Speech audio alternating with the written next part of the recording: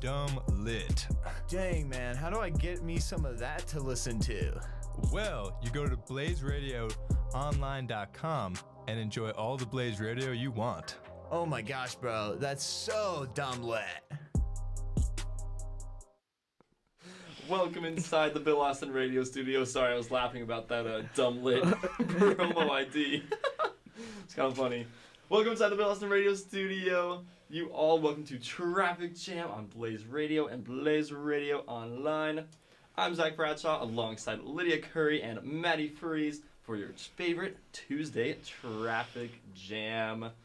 Week after spring break, how was y'all's week off? It was good. Yeah. Lydia, you went to a concert, right? Yep, I went to go see Marina, her last U.S. concert in Los Angeles. Ooh. This Yeah. is good. What about you, Mattie? I went home to Texas. Right. Yeah. You said it was cold? It was cold, which was Damn. ridiculous. Damn, like 18 degrees Yes. cold, right? Oh, the morning really? the morning I left, I was filling up my car with gas, and it was 18 degrees outside, and I got back in my car, and my fingers were numb. I was so pissed. Literally insane. Why Oh my is it God. 18 degrees in Texas? I don't know. That's so Where weird. in Texas? In Amarillo, it's like North Texas. Okay, that's still ridiculous. That I is know. crazy. I was also in the cold. I went skiing up in the mountains of Flagstaff. Yeah, but Ooh, you I were was like in Flagstaff expecting. 2 weeks ago. That's true. Yeah, we expected it. Amarillo, you don't expect Yeah. it to be cold there. I went right after the snowstorm, like 2 weeks ago. Oh wow, Yeah, it was amazing, but freezing. I bet. Well, we got a lot of news to cover today because we were gone for about a week. So we're back in the Bill Austin Radio studio. Talk about Ukraine, guys. Oh my gosh. We do this little rundown before the show. We have like a page full of just notes on Ukraine. I kid you not. It's kind of wild. It's Yep. a lot. But I don't know. Do you guys want to start reading off some of these just quick little bullets? Yeah, should we start with business? Yeah, let's go to the Yeah. business side. All right, so American Express, MasterCard, and Visa cards issued by Russian banks are not going to be working in other countries, and cards issued elsewhere will not work for purchases in Russia. This comes as one of the many things that private businesses have been doing in Russia, pulling out and leaving. Mars, the maker of M&Ms and Snickers, has pulled out. YouTube will be blocking anything associated with the Russian state-funded media. And, I mean, there's just a lot of places pulling out. You have Starbucks, McDonald's, Pepsi, Citibank is one of them, a lot of them. Yeah, and you think too, these are big companies. Like big companies. They're just like, and like almost, I don't know. I mean, it just kind of consequentially happened in like span of like 2 weeks. All of a sudden, just boom. If you're a Russian citizen, all of your like means of living, just like everything that you're accustomed to, are just gone, like inaccessible. Yeah, including your money, because all of the stuff going on with the banks and the dropping value of the ruble. Yeah, and I mean, even like their media, I mean, we all kind of know media coverage in Russia is monitored, but Russia has dismissed any anti-war protests on Russian TV as hooliganism, was their exact word. Yeah. And a woman interrupted Russia's main evening news broadcast on yesterday, holding a sign that said "No war" and telling viewers not to believe the station's propaganda. And that's big because Russia, we already know like the news is already censored, but Yeah. during a war, you're in the dark. I mean, as a citizen, you're just left in the dark. I mean, like, what do you think is like going through these citizens' heads if you're in Russia and you know your country might be like doing something off in Ukraine, but you have like no idea what's happening, and all of a sudden, you know, your products are gone, your media is gone. Like, what is going through your mind right now? I think someone official said something about how a lot of the sanctions are supposed to put kind of pressure and kind of make the citizens upset so that they'll, I don't know, petition, maybe get their government to change their minds somehow. But with Putin at the helm, I don't think that's going to happen. So Yeah. I would be pretty just pissed off. And it's just, I mean, it's scary, right? I mean, I mean, I think even with these major companies pulling out of Russia, like you said, I think the thought process is, oh, the people will become upset and like protest, but they're completely powerless. Like they have no control over what their government is doing. So it seems futile to me. yeah, exactly. And on the Ukraine side of things, just released now that 3 million people, nearly 3 million people have fled Ukraine as Russia kind of invades. And I mean, it's just like, on the Ukraine side too, you see these stories of like journalists living there and like stories from residents, and it's just like, you know, bombing 24/7. You know, like that's all you can hear, and like, I don't know. On the Ukraine side, what do you do? I think a lot of people, obviously, in this 3 million people have fled. I know I was following this girl on TikTok who was living in Ukraine, and she was just showing like her bomb shelter, blah, blah, blah, making regular TikTok content. And then she made a video where she basically escaped to Poland. Like, she full on fled Ukraine, and she had been living there for a little while as the conflict had started, and she went by herself without like her parents or anything like that. So I think the situation is starting to get really, I mean, it's already been bad, but it's starting to get really bad. Mm-hmm. You have journalists being killed. Former Cronkite professor was injured in Ukraine, which is something that hits a little more closer to home. And there's the stuff, I don't know if you saw this last week, and we probably should have included this in the bullet points, but Russia and Ukraine had agreed to ceasefires to allow citizens to escape. And then all of a sudden, those ceasefires were the exact opposite, and they had like opened fire with a bunch of citizens and stuff in the crossfire. So it's getting bad and scary. Yeah. I think like one thing that we kind of talked about before is so much of this is online, and that's why we're seeing so much of it. I don't know if either of you guys are like familiar. I used to watch Dancing with the Stars, and there's this guy, his name is Maxim Shmirkovsky, and he was in Ukraine, and he was able to escape and like evacuate, but he was like posting about it through his Instagram, and he was like the only man on the train. Because it's all women and children. Oh my god. Or like their priority right now to get out of the country. Well, I think every man between a certain age, like up to 60, is being held back in Ukraine to fight Russia. But it was like because of his like celebrity status that he was like able to get out of the country. Wow. That's just so bizarre.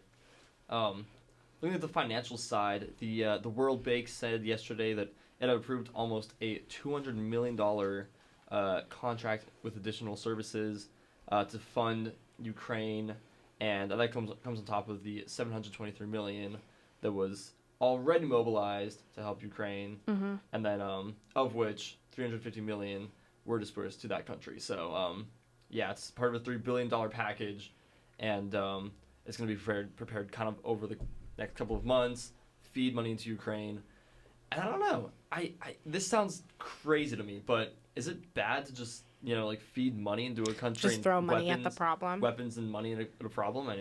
I mean, they need it. Yeah. Like, you're able to definitely pay, you know, other private companies and services to give you aid. And I definitely think money is still helpful for them, especially in keeping up their, like, social services and just helping people in general. I mean, they have like full-on hospitals right now running underground. Like, they're going to need different types of equipment, generators, like things like that definitely aren't being produced in Ukraine. So then they'd have to figure out a way to kind of get it there. So yeah, absolutely. Looking at more of the problems too, Kiev, the capital of Ukraine, has been put under a 35-hour curfew.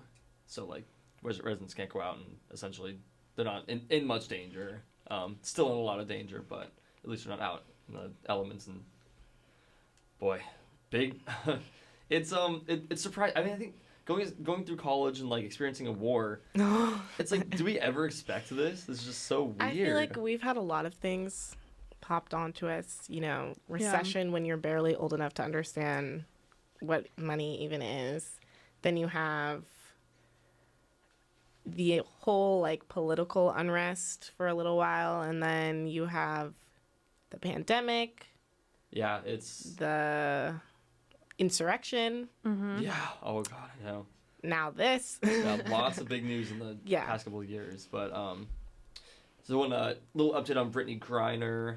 She was the American athlete. She plays for the Phoenix Mercury right here in Arizona.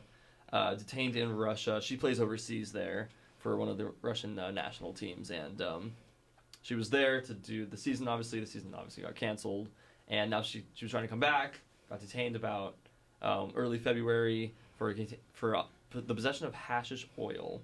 Now, I don't know if you guys know anything about this, but hashish oil kind of was used a long time ago. It's not really used nowadays, at least here in America.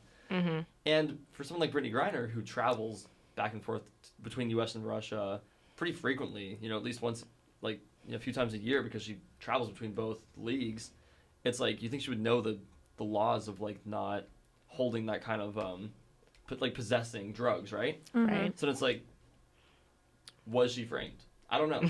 What do you guys What happened there? What's your take on this? I think this is really scary because obviously no one except for China is on good terms with Russia right now. I mean, not no one. There are other countries too, but in terms of major players, it's only China. So, like the U.S. doesn't have any sort of power in getting her back. Russia obviously probably doesn't want to give her back. And so I think it's a scary situation for her. Yeah, it's leverage. Yeah. I mean, I agree. Like, it's scary that there's even a possibility that she was framed. I mean, just because there's, like you said, it's leverage against the U.S. and, I don't know, feel powerless. Yeah, absolutely. And on the, on those same regards, it's like, if she was framed, it's a really bad look for Russia because in the U.S., African American, female, part of the LGBTQ community, she's like, prominent figure here in America in terms of like strength, and all of a sudden, it's like you're gonna go into Russia, get detained. It's a bad look for a lot of their politicians. Yeah. And I don't know, some scary, scary news. Let's go into a little bit of collegiate/local news because ASU has just lifted the mask mandate inside of buildings, inside of classrooms, and they made the daily health check that was really annoying. They would disable your password if you didn't do it. I know. Don't get me started on the I changed password. my password I think like 2 or 3 times because of that. Same. And I was doing it as best as I could, except sometimes I'd get busy, wouldn't do it. Then, I think it was 2 times, and so the next day, whatever, I'm busy again, or I forget, or I don't do it in time, and suddenly I have to reset my ASU password. Yeah, it was awful. Very bad reviews from students, but they finally made that optional. And on the topic of ASU, they sent out a letter today that they're raising tuition for non-Arizonans starting next semester by 4%, which is about $1,200 per semester. And so what they will exactly do with this increase in tuition, we don't really know. But I don't know. I know my roommate. He's from out of state, and I guess both of you two are actually as well. Yep. I just realized that. So I don't know. I mean, you guys have experience. What is this like? This sucks. Before, aid and grants and scholarships and everything, just your flat, here's how much money this is going to cost you. It's somewhere in if including housing, it's somewhere in $48,000, and probably more because you're going to college. There's going to be unexpected costs and incidentals that you're going to still have to pay for related to your college experience. So that's $50,000 a year. Then over 2 years, at least $200,000. So to add more, it's a lot. Is a lot, especially because we're still coming off of a pandemic. Inflation is crazy. Inflation's insane. Yeah. So I don't know. We'll see if they stick to it. If they don't, are they still raising it for international students? So international, I believe they will as well because unless you're an Arizona resident. So they did change it. Okay. And mathematically, this equates to about 10,000 additional over 8 semesters. 4 years in college, about $10,000 additional dollars. It'll cost to come to ASU. I know it doesn't seem like that much. You're okay, whatever, fine. But that's still a lot of money. When you're in the lower income bracket and stuff like that, and you're trying to pay for school, and just in general, it's just more money that you're gonna still have to figure out how to pay or take out in loans or whatever you have to do to figure it out. Yeah, out of state tuition is ridiculously high. I don't get it. And even with scholarships and having 2 on-campus jobs, and taking out loans, I'm still having to like pay money out of pocket. Yeah. So that's just like an extra $1,200 that I'm gonna have to pay. Yeah. Like there's a reason I don't live on campus anymore. Yeah, and again, it goes back to like inflation rates really high. We're in the middle of a war, pandemic, like. Yeah, and then all you're these gonna things. people are already really strapped for cash, so it's kind of one of those things where, you know, it's not gonna make. I don't think it's gonna turn people away, and not have people come to ASU, but it's definitely gonna be making life harder. And in terms of international students, you know, ASU has a lot of international students, and they're very popular for people wanting to come here internationally. So for them, I mean, that's just even more money that they're going to have to pay. Yeah, big news in the collegiate sphere. Yeah. Moving on to some local news. Police say 2 people are in custody following a large drug bust during a traffic stop in North Phoenix. While working a proactive crime suppression project, whatever that means, near 19th Ave and Dunlap, when officers became aware of a car possibly transporting drugs. That is a tweet from the Phoenix police. They conducted a traffic stop on the vehicle and found $325,000 in cash and nearly 22,000 fentanyl pills and multiple guns. The suspects' identities have not been released yet, but yeah, that is a lot. That's crazy. I mean, yeah, that's a lot of pills. Yeah, that's a lot of pills. That's a lot of money. I just, yeah. Big, It's crazy. Big police news. Moving on to some more local news, the Maricopa County Attorney's Office has been through a whirlwind in the media these past few months. Alistair Adele came under fire last fall for her time spent in rehab and for misstatements that she's made in the last couple of months. And then she had some of her top prosecutors urging her to resign about a month ago. And now we have just learned that 180 charges had to be dropped by the office because they failed to file the charges. In the state of Arizona, you have to file charges and criminal files to get the law moving and everything within a year of the crime. They did not do that. And most recently, just a few hours ago, Governor Doug Ducey called for accountability from the office and said that it's unacceptable, which it kind of is. Yeah. Yeah, literally insane. I'm not sure if we want those kind of people in power, right? I mean, she's lying about certain things in the past. Like, I mean, I guess all politicians do it, but it's still just like. I mean, getting caught lying, though, is a different thing. Obviously, you know, you might tell a lie here and there, but you go on to, you know, KJZZ and sit there and say one thing, and then there are clearly records and statements you've made in the past that prove something else. I mean, it's lying, it's misspeaking, it's whatever. Yeah, absolutely. We're going to do some national news. Lydia, would you like to tell us about this Cargo ship? National stories? So a cargo ship was run aground off the shore of Baltimore. A loaded 1,905-foot cargo ship remained stuck Tuesday morning in Maryland's Chesapeake Bay, presenting Coast Guard officials with what they described as a, quote, logistical challenge to free the vessel without polluting the environment. The container is about, the ship container is stuck in about 23 feet of water, but it's not blocking traffic. And it says that they will be boarding the ship to make an assessment of its condition and determine how safely it is to get it towed off of the sandbar without polluting the water or causing harm to the crew. So interesting news, you know, might expect some delays, probably not all the way here in Arizona, but if you're listening on the East Coast, perhaps. Some more national news. It looks like the U.S. might be reopening its southern border to people seeking asylum, and the government is urging allies in Latin America to shore up their immigration controls and expand their own asylum programs. In his State of the Address, in the State of the Union address this month, Biden said, "We're securing commitments and supporting partners in South and Central America to host more refugees and secure their own borders." He also said, "I'm calling for a new framework on how nations throughout the region can collectively manage migration in the Western Hemisphere." He said, "Our goal is to sign a regional declaration on migration and protection in June in Los Angeles when the United States hosts the Summit of the Americas."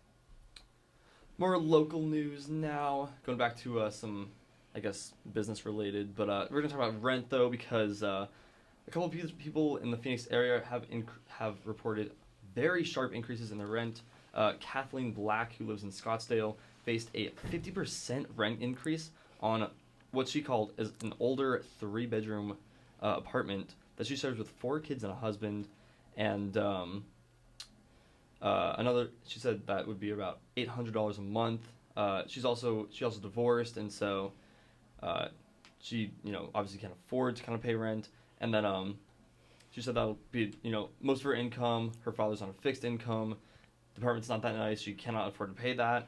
And it's kind of like big here in Arizona because in 2021, rents shot up almost 30%, which is more than double the national average, which is absolutely insane. Mm-hmm. And now we get that Phoenix is like kind of like a mecca. A lot of people love to move here, but that's a problem for the kind of like the region. And early projections right now for rents to climb almost another 20% in 2022.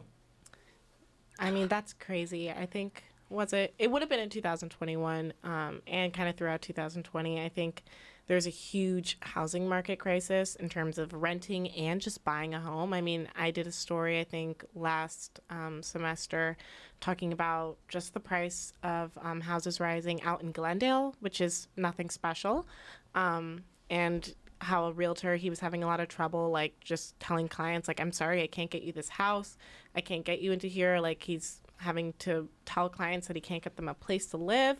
And as someone who was trying to find a place in Phoenix this past summer, I literally wanted to rip my hair out. So it was crazy and insane. And I had multiple realtors that I talked to who were just like, as soon as you can get a place, just say yes. I got very lucky at the end of the summer, and I found someone who is just a normal person renting out their property, and hopefully they won't raise my rent. I feel very lucky that I don't have to pay rent. Yeah. I work for university housing, so I get to live here for free. So I definitely do not envy you on that front. Do you think they would raise the dorm rates? Because that's also part of the reason why I moved out. They're going to. They are? I was in Then a meeting. I'm glad I left. I want to say it was 2 weeks before spring break. They had a meeting with RHA, which is the Residential Housing Association, on increased prices for university housing and for the meal plans.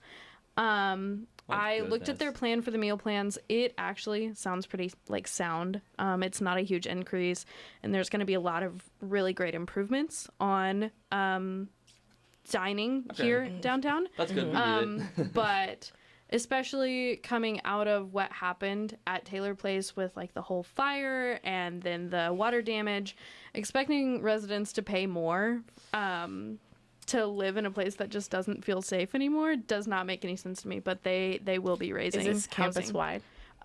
All I know about is Just downtown. I would think it would probably, I don't know how they'll get away with it in Tempe, because the dorms here on the downtown campus are not that bad. If you've ever walked into one of the ones on the Tempe campus That's or true. some of the other campuses. So I would just hope that they don't raise prices in Tempe for certain dorm buildings, because that would be an actual crime. Absolutely. Moving to a little more national news. Lydia, would you like to talk about our old president, Barack Obama? Oh, yes. So former President Barack Obama tested positive for COVID. He has been vaccinated and boosted. He said he just has a scratchy throat. The former First Lady, Michelle Obama, she tested negative, so she's good to go. But the second gentleman, Doug Emhoff, has tested positive for COVID. In more kind of national, kind of local news, Arizona's Little Miss Nobody, her remains were identified as Sharon Lee Gallegos, who was reported abducted back in July 21st of 1960, almost 62 years ago.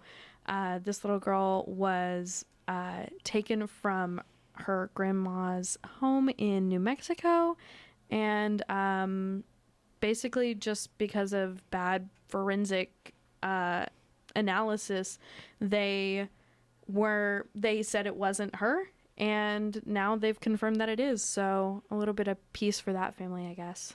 God, that is so sad. Very And sad. last but not least, we'll wrap up with a little bit of sports news. Tom Brady, the GOAT of the NFL, has officially unretired. We'll That's be back in the league. ridiculous. Yeah.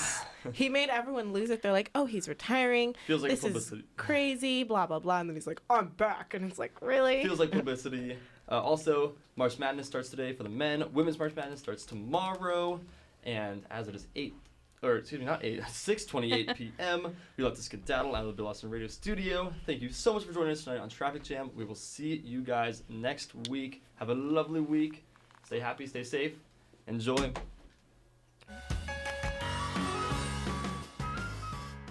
Hey, I brought you the script for the show today. Thanks. I'd be toast without it.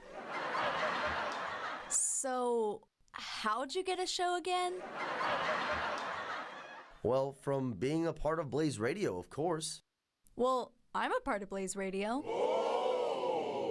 No. I mean coming in and working on promos for the station and getting involved in news shows like Press Pass and Traffic Jam, you know? Oh, or like doing a 5-minute sports update and being a DJ to give listeners the best in local music. Yeah, and tabling at events to promote what we're all about.